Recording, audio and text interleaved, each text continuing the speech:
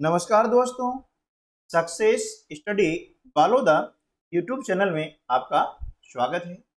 जैसे कि अब हम सभी जानते हैं कि भारत सरकार के द्वारा शैक्षिक गुणवत्ता को परखने के लिए प्रति 3 वर्ष में नेस का आयोजन किया जाता है।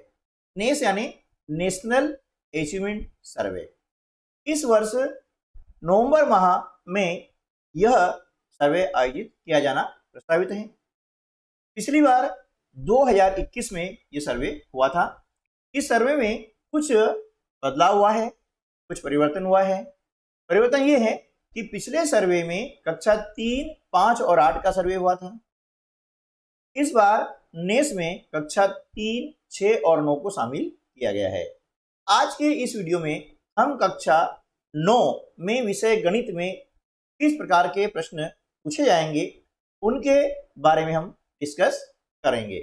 कक्षा 9 में जो प्रश्न पूछे जाएंगे वे कक्षा 6, 7, 8 के जो लर्निंग आउटकम है उन लर्निंग आउटकम पर आधारित प्रश्न होंगे। वे प्रश्न कैसे होंगे हम यहाँ पर चर्चा करने वाले हैं। तो आइए शुरू कर लेते हैं आज का वीडियो।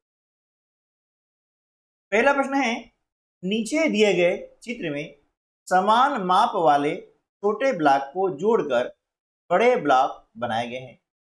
इन दो बड़े ब्लॉक का आयतन बराबर है। यहाँ पर 4 ऑप्शन दिए हैं और 4 ही चित्र दिए हुए हैं। तो पहले हम देखें कि इन चित्रों का आयतन कितना है ना। आयतन हम जानते हैं कि चित्र कैसे हैं, ये घनाभाकार है ना। और घनाभ का आयतन निकालने का सूत्र क्या होता है? लंबाई गुणित चौड़ाई गुणित ऊंचाई। ठीक है ना। देखिए ये जो यहाँ पर घनाभ है ना, इसकी लंबाई कितनी है? 1, 2 और 3 इकाई है। कितनी है? 3 इकाई। ठीक है, ये लंबाई हो गई। चौड़ाई 1, 2 और 3, ये चौड़ाई हो गई है। और ऊंचाई 1 और ये 2। ठीक है, ये ऊंचाई हो गई। तो इस प्रकार से यहाँ पर 3 का गुणा 3 में किया 9, 9 का गुणा किया 2 में, 9 दूनी 18 घन इकाई है ना। आयतन का जो मात्रक होता है वो क्या होता है? घन। ये हो गया 18 घन इकाई, इसका हो गया आयतन। ठीक है, अब देखते हैं यहाँ जो आकृति है इसका आयतन कितना है। देखिए इसमें हम बात करें लंबाई की तो 1, 2, 3, 4, 5, 6, 7 इकाई है। चौड़ाई की बात करें तो 1 है और ऊंचाई की बात करें तो 1 और 1 ये 2।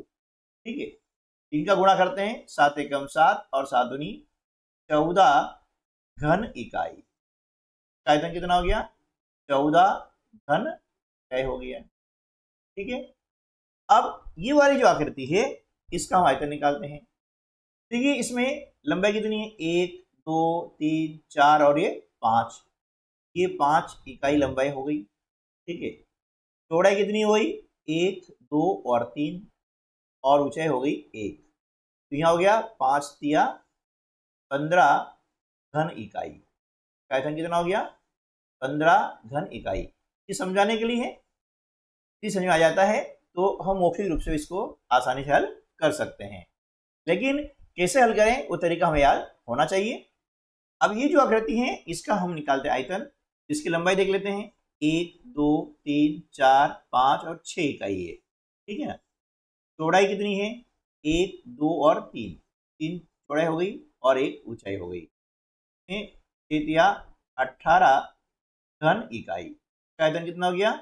18 घन इकाई। ठीक है, अब प्रश्न में पूछा गया है कि किन दो बड़े ब्लॉक का आयतन बराबर है। तो हम देख रहे हैं कि यहाँ पर जो ब्लॉक नंबर 1 और ब्लॉक नंबर 4, ठीक है ना, इन दोनों के आयतन बराबर हैं।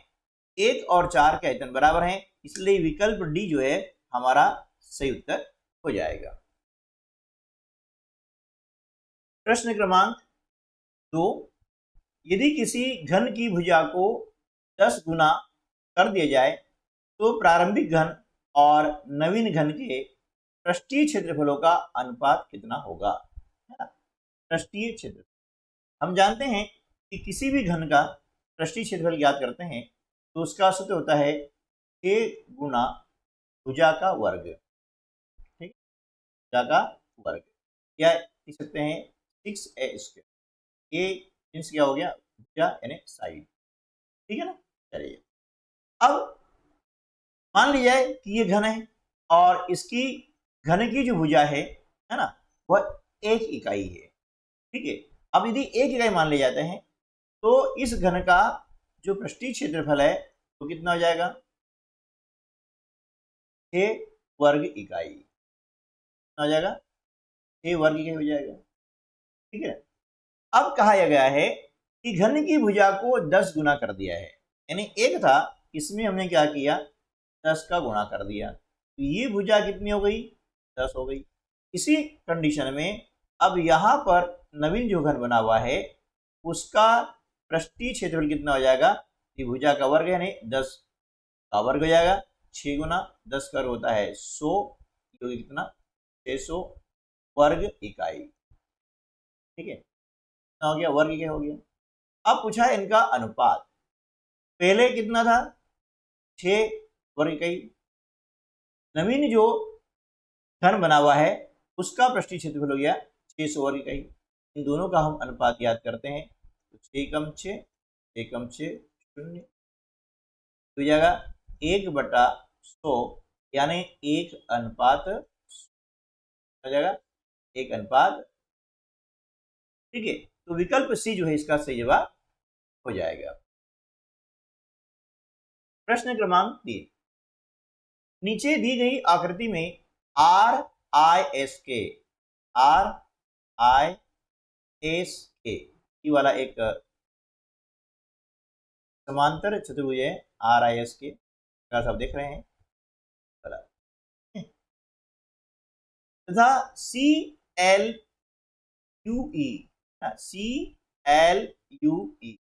ये दोनों क्या है, समांतर चतुर्भुज है। x का मान कितना होगा, ये यहां पर पूछा गया, x का मान कितना होगा, ठीक है।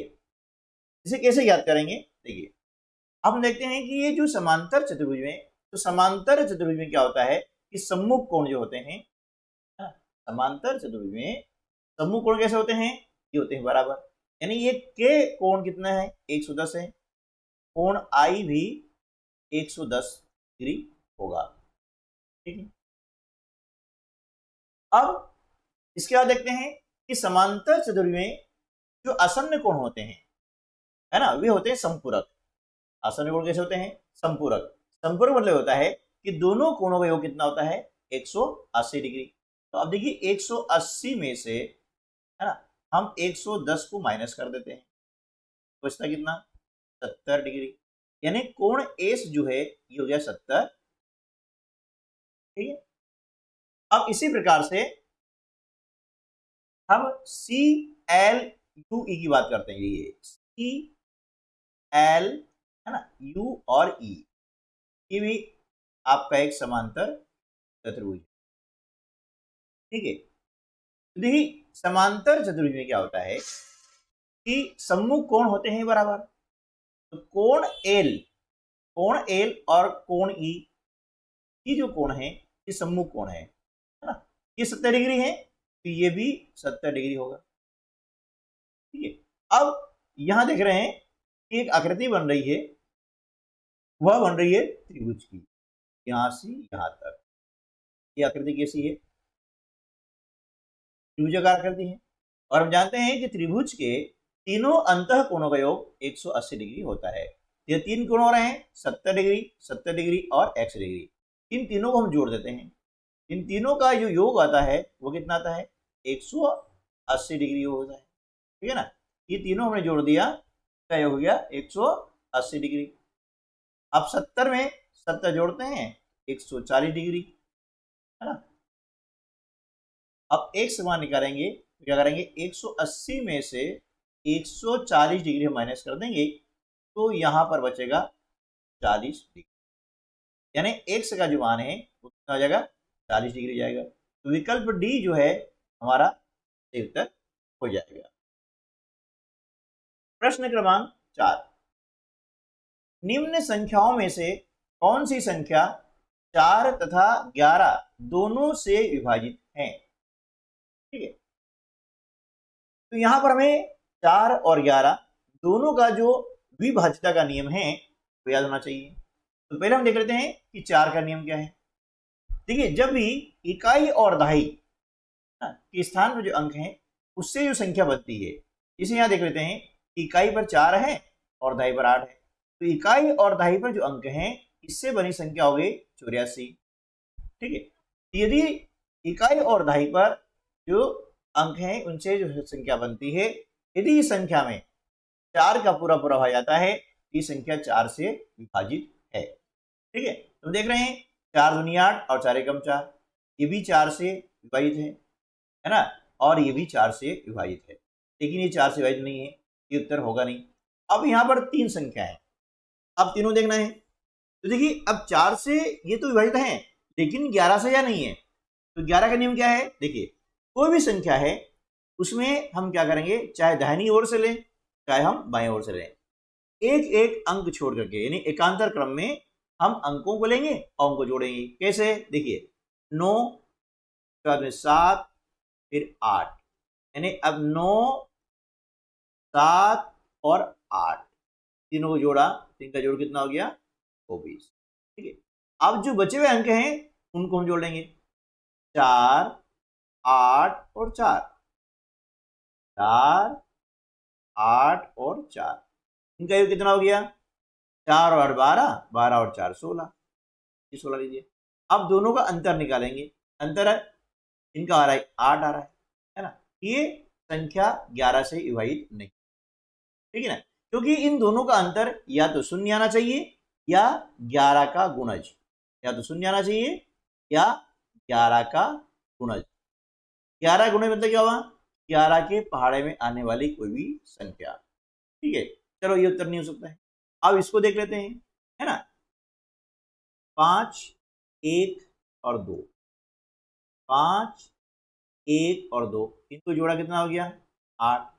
अब जो बचे हुए अंक हैं उनको जोड़ लेते हैं, 6 7 और 4, 6 7 और 4 कितना हुआ? 6 और 7 13 और 4 13 और 4 कितना होता है? 17, 13 और 4। अब 17 में से हम 8 को घटाते हैं तो अंतर 9 आ रहा है, यानी 0 या 11 गुणज नहीं आ रहा है, ये संख्या भी 11 से विभाजित नहीं है। अब बचा है ऑप्शन बी, है ना, जब 3 11 से विभाजित नहीं है ये होगा, ये हमारा उत्तर हो जाएगा। लेकिन हम देख लेते हैं, चेक करते हैं कि 11 से विभाजित है या नहीं। तरीका वही है कि जो संख्या एकांतर क्रम में है ना, एक छोड़ के 8 और 4 5, 8 धन 4 धन 5 कितना हो गया? 8 और 4 12, 12 और 5 17, ठीक है ना। अब इसके बाद में जो शेष अंक बचे हुए हैं उनको लेंगे, 9 6 और 2, है ना, 9 6 और 2 कितना हो गया? 9 और 6 15 और 2 17। अब दोनों का हम अंतर ज्ञात करेंगे, 17 में से 17 घटाते हैं तो इनका अंतर 0 आ रहा है ना, तो देखिए 0 आएगा या 11 का गुणा जाएगा, यानी अंतर 11 22 33, इस प्रकार से 11 के गुणज की संख्या कोई भी आना चाहिए तो संख्या 11 से विभाजित हो जाती है। तो यहाँ पर देख रहे हैं कि ऑप्शन बी में जो संख्या है 8,94,652 व 4 और 11 दोनों से ही विभाजित है, इसलिए ऑप्शन बी हमारे इस प्रश्न का सही उत्तर होगा। प्रश्न क्रमांक 5, दी गई संख्या रेखा पर a का मान क्या होगा? आप देख रहे हैं कि यहां पर एक संख्या रेखा है, इस पर कुछ संख्याएं प्रदर्शित की गई हैं, है ना। अब यहां देख रहे हैं a, अब इस a का मान क्या होगा? ठीक है, तो देखिए a जो है 1/7 और 2/7 के मध्य में, है ना, ये संख्या a जो है 1/7 और 2/7 के बीच में।